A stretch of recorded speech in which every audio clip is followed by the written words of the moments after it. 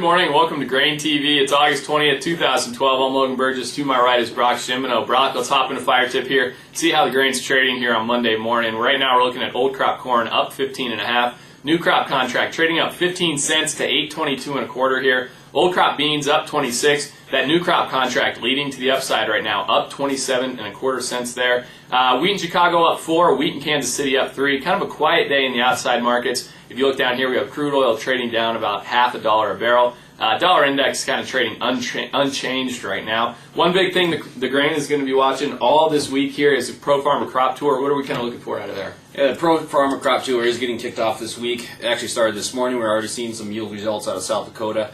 The western leg is going to cover South Dakota, Nebraska, Iowa, and Minnesota. The eastern leg is going to cover the eastern part of the Corn Belt, Ohio, Indiana, Illinois. Eventually they're going to meet up in Owatonna, Minnesota and release their final results on Friday afternoon. If you take a look at this map here, you can see that the green outline is basically the area that they're going to be covering on this crop tour. This is in relation to what the drought has been looking like all summer long, this map provided by Planalytics here.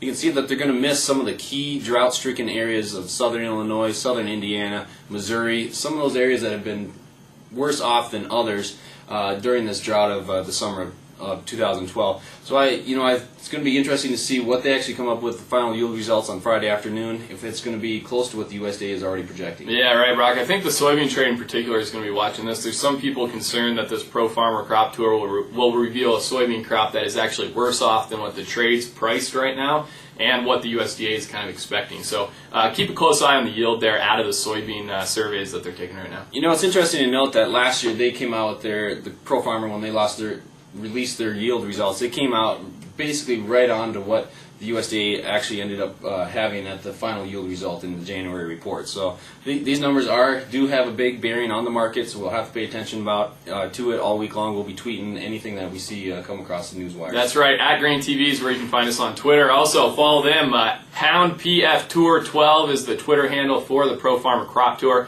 They'll be reporting on that as well, so Twitter can keep you posted there on what's going on in the market during the day.